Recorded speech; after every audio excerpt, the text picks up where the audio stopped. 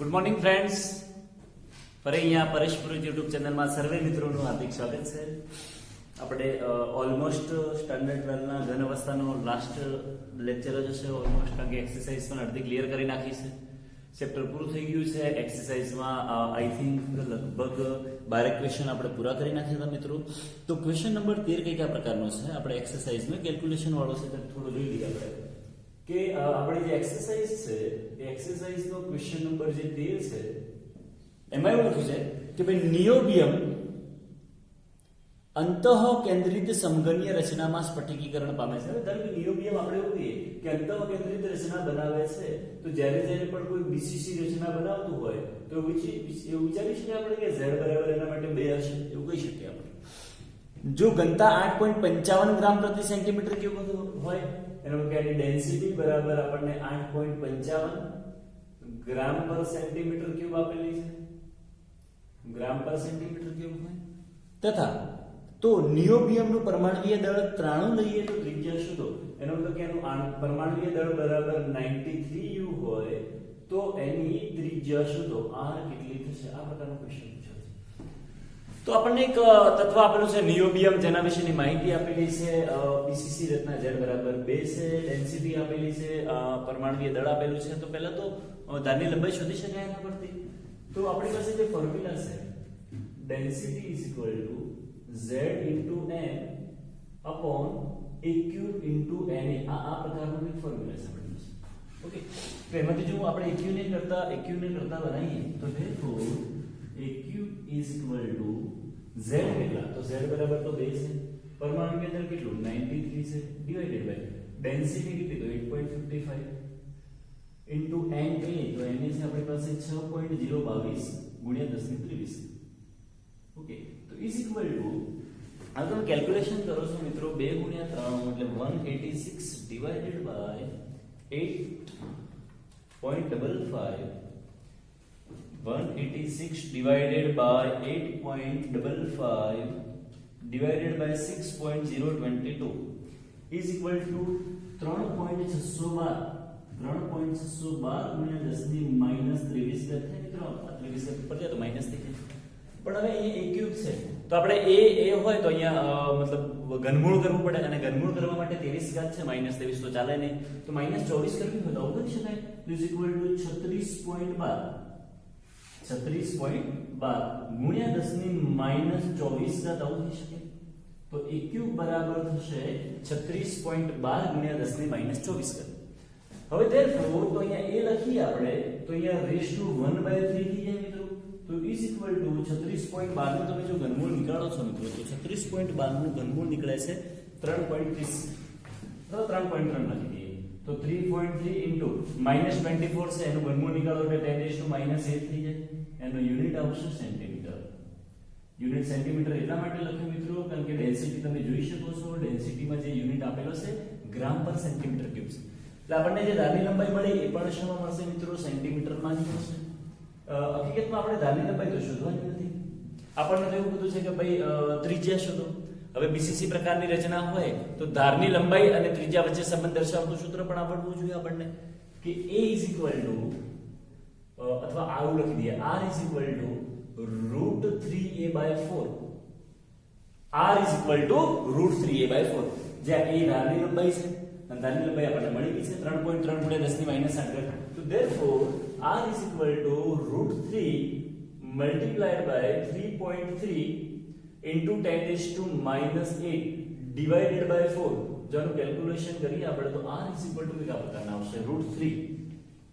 તો √3 એટલે આપણને એવું થાય 1.73 ગુણ્યા 3.3 divided by 4 is equal to 1.428. 1.428 into 10⁻⁸ centimetre. આટલી આપણી ત્રિજ્યા થઈ જશે કે આપણું જે સંયોજન છે અથવા આપણનો જે નિયોબિયમ સંયોજન આપેલું છે તત્વ, એની ત્રિજ્યા આપેલી છે 1.42 ગુણ્યા 10 ની -8 સેન્ટીમીટર થાય. ઓકે, તો આ પ્રકારના ક્વેશ્ચન પણ આપણને પૂછાઈ શકે છે. એક્સરસાઇઝનો જ ક્વેશ્ચન છે. ચલો મિત્રો, એના પછી નેક્સ્ટ ક્વેશ્ચન આપેલો છે એક્સરસાઇઝમાં, ક્વેશ્ચન નંબર 14. એ કે કયા પ્રકારનો છે? જો અષ્ટફલકીય છિદ્રની ત્રિજ્યા r હોય જો અષ્ટફલકીય છિદ્રની ત્રિજ્યા સ્મોલ આર હોય અને સંવૃત સંકુલનમાં પરમાણુઓની ત્રિજ્યા કેપિટલ આર હોય તો સ્મોલ આર અને કેપિટલ આર વચ્ચેનો સંબંધ દર્શાવાય. બહુ અગત્યનો ક્વેશ્ચન છે. જનરલી આમ તો આપણે તમને સમજાયું છે કે ભાઈ સ્મોલ આર અને કેપિટલ આર વચ્ચેનો જે સંબંધ હોય ખાલી યાદ રાખવા માટે કે ભાઈ small R is equal to 0.414 into capital R અષ્ટફલકીય છિદ્રની ત્રિજ્યા. આપણે જ્યારે અષ્ટફલકીય છિદ્રો વિશે અભ્યાસ કરેલો છે ત્યારે એના છિદ્રના માટે ત્યાં ત્રિજ્યા માટે સૂત્ર યાદ રખાયેલું છે. પણ અહીંયા એક્સરસાઇઝમાં ક્વેશ્ચન એવો પૂછ્યો છે કે આ સૂત્ર કઈ રીતે તારવી શકાય. તો આપણને એ સમજણ છે કે અષ્ટફલકીય છિદ્ર બને કેટલા વડે તો 6 પરમાણુ વડે બને કે વચ્ચે ધારો કે છિદ્ર હોય તો આજુબાજુ 4 પરમાણુ હોય, એક તમારી બાજુ હોય, એક આ બાજુ હોય, એટલે કુલ 6 પરમાણુ ભેગા થાય. તો એક્ઝામ્પલ તરીકે લખીએ કે ધારો કે આપણે 4 પરમાણુ દર્શાવી દઈએ, 1 2 3 અને 4 આ પરમાણુ દર્શાવી દઈએ. હવે બાકીના બે પરમાણુ દર્શાવવા હોય તો એક પરમાણુ આ બાજુ હશે બહારના ભાગમાં, એક પેલી બાજુના ભાગમાં છે પાછળના ભાગમાં, જે આપણે 3D માં દર્શાવી શકતા નથી. હવે અહીંયા વચ્ચે જે બને છે એને અષ્ટફલકીય છિદ્ર તરીકે ઓળખવામાં આવે, સેન્ટરમાં જે બનશે એને. ઓકે, તો આપણને એવું કીધું છે મિત્રો, આપણે એક કામ કરીએ, એક બોક્સ બનાવી દઈએ છીએ, સ્ક્વેર બોક્સ બનાવી નાખીએ, આને જોઈન્ટ કરી નાખીએ.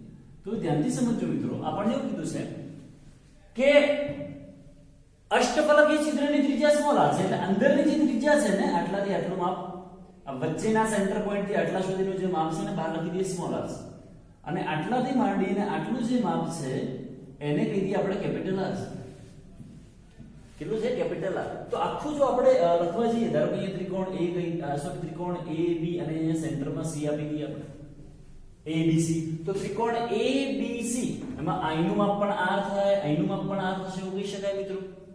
ઓકે, અહીંયા વચ્ચે C છે, તો ધેરફોર એવું લખી શકાય આ વચ્ચેના ત્રિકોણ માટે કે AB square is equal to EC square plus BC square, AB નો સ્ક્વેર, AB એટલે કેટલા થાય? 2R થાય, તો આપણે એવું લખી દઈએ 2R નો સ્ક્વેર ઇઝ ઇક્વલ ટુ, ચલો AC સ્ક્વેર. હા, હવે આ જે AC માપ છે A થી C સુધીનું, એમાં બે ત્રિજ્યાઓ આવે, ગોળાની ત્રિજ્યા પણ આવે અને પેલા અષ્ટફલકીય છિદ્રની ત્રિજ્યા આવે, એટલે આવું લખી શકાય R capital R plus small r વત્તા એનો પાછું શું કરવાનું? સ્ક્વેર કરવાનું. BC નો સ્ક્વેર, તો BC માં પણ એ જ વસ્તુ લખી શકાય R capital R plus small r નો સ્ક્વેર ઇઝ ઇક્વલ ટુ, અહીંયા ઉપર સામે શું આવશે? 4R સ્ક્વેર આવશે, ઇન્ટુ આવું લખી શકાય 2R પ્લસ સ્મોલ r નો હોલ સ્ક્વેર. ચલો 2 અહીંયા ડિવાઇડેડ માં છે તો 2R સ્ક્વેર થઈ જાય, therefore 2R square is equal to R plus R નો હોલ સ્ક્વેર. ઓકે, હવે ચાલો એના બાદ આપણે જે કેલ્ક્યુલેશન કરવું હોય તો એવું કરી શકીએ મિત્રો કે ધારો કે અહીંથી આપણે એવું કહીએ કે અહીંયા સ્ક્વેર નીકળીએ તો આ બાજુ રૂટ થઈ જાય, તો આનો રૂટ થાય તો √2 અને આ r થઈ જાય, તો આવું લખી શકાય therefore √2 into r is equal two, આ બાજુથી સ્ક્વેર નીકળી જશે, capital R plus small r થશે. તો ધેરફોર સ્મોલ r બરાબર r આ બાજુ થાય તો √2 into r minus r is equal two, capital R common નીકાળી દઈએ આપણે, √2 માઇનસ 1 થાય તો ઇઝ ઇક્વલ ટુ r બ્રેકેટમાં √2 1.41 થાય, 1.41 અથવા 1.414 લખી દઈએ, માઇનસ 1 બરાબર એવું થઈ શકે 0.414 into capital R. Small r is equal to 0.414 into capital R લખવું હોય તો લખી શકાય. એકદમ સિમ્પલ છે, સમજી શકાય એવો છે. ચલો ત્યારબાદ છે question number 15. Copper FCC સ્ફટિકમાં FTC લેટિસમાં સ્ફટિકીકરણ પામે છે, તેની ધારની લંબાઈ આપણને આપેલી છે. દર્શાવો કે તેની ગણતરીથી મેળવેલી ઘનતા માપેલી ઘનતાના મૂલ્ય 8.92 ગ્રામ પ્રતિ સેન્ટીમીટર ક્યુબને મળતી આવે છે.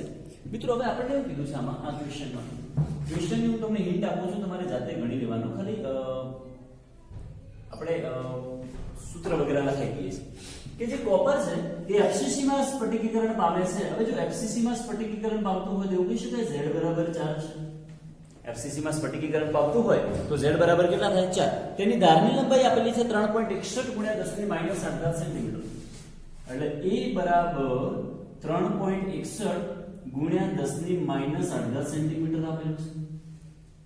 હવે કોપર છે તો કોપરનું તમારે પરમાણ્વીય દર લખવું હોય તો એ આપણને યાદ હોવું જોઈએ, 63.5 ગ્રામ પ્રતિ મોલ છે. કોપરનું પરમાણ્વીય દળ બરાબર કેટલું છે? 63.5 ગ્રામ પ્રતિ મોલ. તો હવે આપણને એવું કીધું છે મિત્રો કે એક ઓલરેડી એક ઘનતા આપેલી છે, અને એ આપેલી જે ઘનતા છે એનું મૂલ્ય છે 8.92 ગ્રામ પ્રતિ સેન્ટીમીટર ક્યુબ. 8.92 ગ્રામ પર સેન્ટીમીટર ક્યુબ આવું આપણને આપેલું છે. ઓકે, હવે આમાંથી જે ઘનતા શોધવાની છે એનું મૂલ્ય આની મળતું આવે છે કે નહીં એ ચેક કરવાનું છે. તો આની ડેન્સિટી શોધવી હોય તો સિમ્પલ ફોર્મ્યુલા છે d = z * m upon e cube into ne. z બરાબર 4 મૂકવાના, m 63.5, ધારની લંબાઈ આપેલી છે અને એવોગાડ્રો આંક એટલે 6.022 * 1023. તો એના દ્વારા જ્યારે તમે ઘનતા શોધો છો તો એ ઘનતાનું મૂલ્ય આવે છે 8.97 આવે છે, એટલું જ આવે છે, એટલે એપ્રોક્સિમેટલી એના લગભગ જેટલી જ આવે છે. આનું મૂલ્ય 8.92 છે અને જ્યારે તમે આના દ્વારા શોધો છો તો એ 8.97 મળે છે, એટલે એપ્રોક્સિમેટલી 7 તમે જાતે શોધી શકો છો મિત્રો. ઓકે, તો ફટાફટ પહેલા નોટબુકમાં નોટ ડાઉન કરી લો, ત્યારબાદ બીજા ક્વેશ્ચન સોલ્વ કરીએ.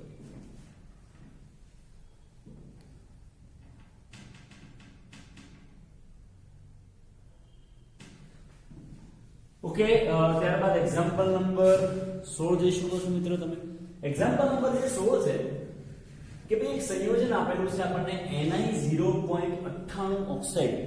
હા, Ni 0.98 ઓક્સાઇડ. તો એમાં નિકલ 2+ અને નિકલ 3+ નું પ્રમાણ શોધો. તેમાં નિકલ 2+ અને નિકલ 3+ નું પ્રમાણ શોધો એવો ક્વેશ્ચન આપણને પૂછેલો છે. તો મિત્રો આ પ્રકારના ક્વેશ્ચન પણ આ જ ક્વેશ્ચન સેમ આપણે પહેલા પણ કરાઈ ચૂક્યા છીએ એટલે ફરીથી કરાવતા નથી. ક્વેશ્ચન તમે જોઈ શકો છો, આગળ થઈ ગયો છે એક્ઝામ્પલ 16. એક્ઝામ્પલ 17 અર્ધવાહકતા વિશે છે, જે ટોપિક ડિસ્કસ નથી કરેલો. 18 ની 19 નંબરનો જે ક્વેશ્ચન છે, ક્વેશ્ચન નંબર એક્સરસાઇઝનો જે ક્વેશ્ચન નંબર છે 19 એને આપણે ધ્યાનમાં લઈએ કે ભાઈ જે 19 નંબરનો ક્વેશ્ચન શું છે. ચલો, તો 19 નંબરનો ક્વેશ્ચન કંઈક એવો છે, ફેરિક ઓક્સાઇડ એટલે એવું કહી શકાય FeO. ફેરિક ઓક્સાઇડનો મતલબ શું થાય મિત્રો? FeO. તો ફેરિક ઓક્સાઇડમાં ઓક્સાઇડ આયનની ષટકોણીય સમૃદ્ધ સંકુલિત રચનામાં સ્ફટિકીકરણ પામે છે. એનો મતલબ કે આપણા જે ઓક્સાઇડ આયનો છે O2 એ HCP બંધારણ બનાવે છે. તો એવું કહી શકાય છે HCP બંધારણમાં રૂપાંતર પામતાની સંખ્યા 6 હોય. ઓકે, જેમાં દર 3 અષ્ટફલકીય છિદ્રો પૈકી ના 2 છિદ્રો ફેરિક આયન વડે ભરાયેલા છે. આમાં હવે મારે અષ્ટફલકીય છિદ્રોની સંખ્યા જો લખવી હોય મિત્રો, તો અષ્ટફલકીય છિદ્રોની સંખ્યા બરાબર પણ એટલી થશે જેટલા પરમાણુની સંખ્યા હોય. હવે આપણને એવું પૂછ્યું છે કે એમાંથી દર 3 છિદ્રોમાંથી 2 ભરાઈ જાય છે, બધા નથી ભરાતા. અંદર આપણને સેન્ટેન્સ એવું આપેલું છે કે દર 3 અષ્ટફલકીય છિદ્રોમાંથી 2 અષ્ટફલકીય છિદ્રો એ ફેરિક આયન વડે ભરાય છે. ફેરિક એટલે Fe3+. તો એવું કહી શકાય જો 3 માંથી 2 ભરાતા હોય તો 6 માંથી 4 ભરાશે. એનો મતલબ કે જે આ 6 છે એમાંથી 4 છિદ્રોમાં Fe3+ ગોઠવાય છે. Fe3+ ગોઠવાય છે એવું કહી દઈએ. ચલો, ઓક્સાઇડની સંખ્યા મળી ગઈ અને આપણને Fe3+ ની સંખ્યા મળી ગઈ. તો Fe3+ ની સંખ્યા બરાબર આપણને આપેલી છે 4 અને ઓક્સાઇડની સંખ્યા આપેલી છે બરાબર 6. તો ધેરફોર આવું લખી શકાય કે Fe3+ જેમ O2- = 4/6 2/3 લખી શકાય. એનો મતલબ કે Fe3+ ની સંખ્યા 2 છે અને આની સંખ્યા 3 છે. તો સૂત્ર લખવું હોય તો સંયોજનનું સૂત્ર બરાબર Fe એની સંખ્યા કેટલી છે તો 2, ઓક્સાઇડ એની સંખ્યા કેટલી છે 3. તો આપણા સંયોજનનું સૂત્ર અહીંયા થાય છે મિત્રો Fe2O3 પ્રકારનું ઓક્સાઇડ તમે જોઈ શકો છો. ઓકે, ચલો ત્યારબાદ ક્વેશ્ચન 19 પતી ગયો આપણો. ક્વેશ્ચન 20 ટોપિક બાકી છે. 21 ક્વેશ્ચન નંબર 21 જે છે એ ગોલ્ડની પરમાણુની ત્રિજ્યા 0.144 નેનોમીટર આપેલી છે. ક્વેશ્ચન નંબર જે 21 છે મિત્રો, એક્ઝામ્પલ નંબર 20 એક્સરસાઇઝનો જે છે 21, એમાં જે ગોલ્ડ આપેલું છે AU, એની ત્રિજ્યા R બરાબર આપેલી છે 0.144 નેનોમીટર અને મીટરમાં કન્વર્ટ કરવું તો એવું થઈ શકે કે 0.144 ગુણ્યા 10⁻⁹ મીટર થઈ શકે ત્રિજ્યા બરાબર. એમાં એવું કીધું છે એ FCC માં સ્ફટિકીકરણ પામે છે તો કોષની ધારની લંબાઈ શોધો. R આપેલું છે ને એ શોધવાનું હોય. FCC માં બંધારણમાં ના પામે છે, એનો મતલબ કે એનું સ્ફટિક બને છે એ FCC બને છે. તો FCC માટે A બરાબર આવું ફોર્મ્યુલા છે આપણી પાસે 2√2R. A બરાબર 2√2R simply. Therefore A is equal to 2 into 1.41 ગુણ્યા r 0.144 ગુણ્યા 10⁻9 મીટર થાય બરાબર.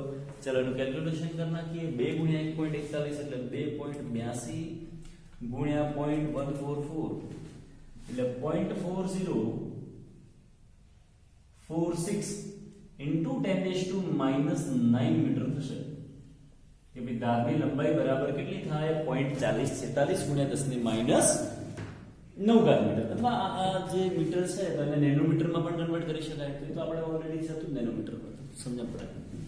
22 ક્વેશ્ચન પર સિદ્ધાંત ટોપિક બાકી છે. Question number 23.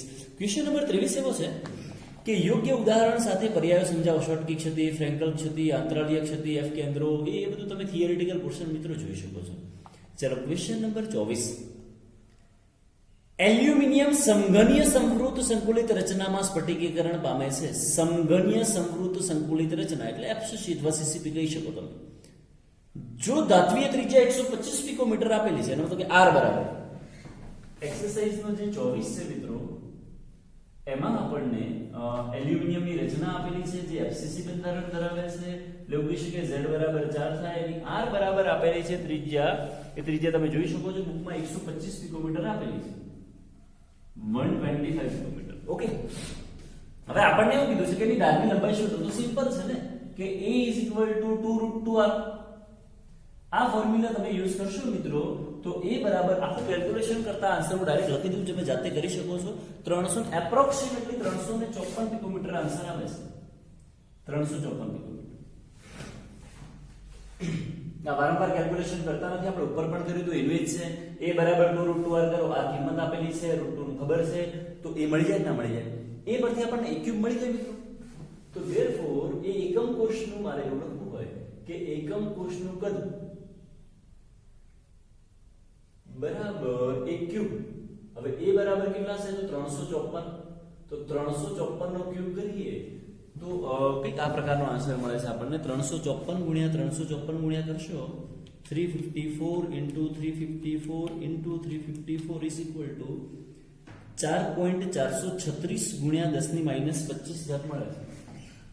4.436 ગુણ્યા 10⁻25 જે કરશો ને મિત્રો તમે એ હવે જે યુનિટ છે 4.436 એ આપણે યુનિટ લઈ લીધો છે મિત્રો અહીંયા સેન્ટીમીટરમાં. કારણ કે આ જે પિકોમીટર હોય ધારો કે આ પિકોમીટર છે અને મારે સેન્ટીમીટરમાં ફેરવવું હોય. પિકોમીટરને શેમાં ફેરવવું હોય સેન્ટીમીટરમાં. તો પિકોમીટરના જનરલી મીટર કરવા હોય તો -12 થાય. પિકોમીટરમાં તો મીટર કરવું હોય તો 10⁻12 થાય અને સેન્ટીમીટર કરવું હોય તો -10 થાય. તો 10⁻10 નો ક્યુબ કરશો એટલે 10⁻30 આવે. 10⁻30 અને આમાં પોઈન્ટ આ બાજુ ખસાડો તમે 1 2 3 4 5. આપણે એક કામ કરીએ મિત્રો કેલ્ક્યુલેશન કરી નાખીએ કે ચલો ભાઈ ધારની લંબાઈ છે આ આટલા પિકોમીટર છે એટલે લખી શકાય 354 ગુણ્યા 10⁻10 સેન્ટીમીટર. તો હવે લખી શકાય is equal to 354 નો ક્યુબ ગુણ્યા 10⁻10 નો ક્યુબ બરાબર 354 નો ક્યુબ થશે તમારે 354 into 354 into 354 is equal to 4436 1864 into 10⁻30 થાય મિત્રો. આવું થઈ શકે. હવે મારે એવું લખવું હોય કે ભાઈ 4.436 તો કેટલી ઘાત 1 2 3 4 5 6 7 એટલે ગુણ્યા 10⁻23 સેન્ટીમીટર થવું જોઈએ. 10⁻23 સેન્ટીમીટર ક્યુબ થવું જોઈએ. ઓકે ને કેટલું થશે આટલા સેન્ટીમીટર ક્યુબ. આ શું મળી ગયું આપણને a ક્યુબ મળી ગયું. હવે તમે મિત્રો એ સમજી શકો છો કે આપણને a ક્યુબ એટલે એક એકમ કોષનું કદ મળેલું છે. ઓકે, પણ ક્વેશ્ચન શું પૂછ્યો? બીજો ક્વેશ્ચન કે એવો પૂછ્યો છે એલ્યુમિનિયમના 1 સેન્ટીમીટર ક્યુબમાં એકમ કોષની સંખ્યા જણાવો. કે ધારો કે આપણી પાસે એલ્યુમિનિયમનો આખો સ્ફટિક છે એમાં 1 સેન્ટીમીટર ક્યુબમાં કેટલા એકમ કોષ હશે? 1 સેન્ટીમીટર ક્યુબમાં કેટલા એકમ કોષ હશે એવો ક્વેશ્ચન પૂછ્યો છે આપણને. તો આપણને આ જે છે એક એકમ કોષનું કદ મળી ગયું છે. તો ધેરફોર 1 સેન્ટીમીટર ક્યુબમાં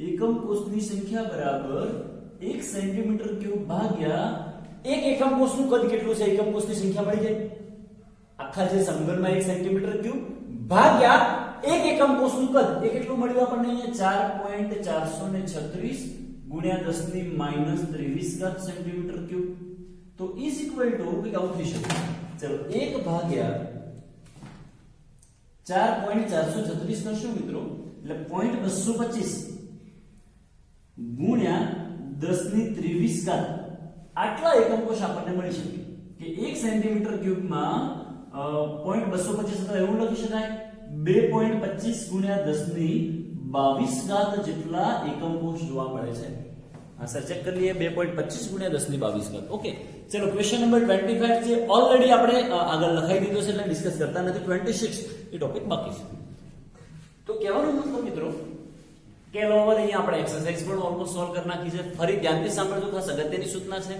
જ્યારે પણ નેક્સ્ટ ટાઈમ આપણે સ્કૂલમાં ચોપડા ચેક કરવા બોલાવીએ છીએ ત્યારે આખી જ એક્સરસાઇઝ જેટલા ક્વેશ્ચન ચાલેલા છે બધા જ ક્વેશ્ચન આપણી નોટબુકમાં ફરજિયાત લખેલા હોવા જરૂરી છે કોઈ પણ બાના કાઢ્યા વગર અને તમે જો એક્સરસાઇઝ વગેરે મિત્રો સોલ્વ કરશો તો જ આપણે માર્ક્સ આવશે બાકી પોસિબલ નથી તો ફટાફટ નોટબુકમાં નોટ ડાઉન કરી લેશો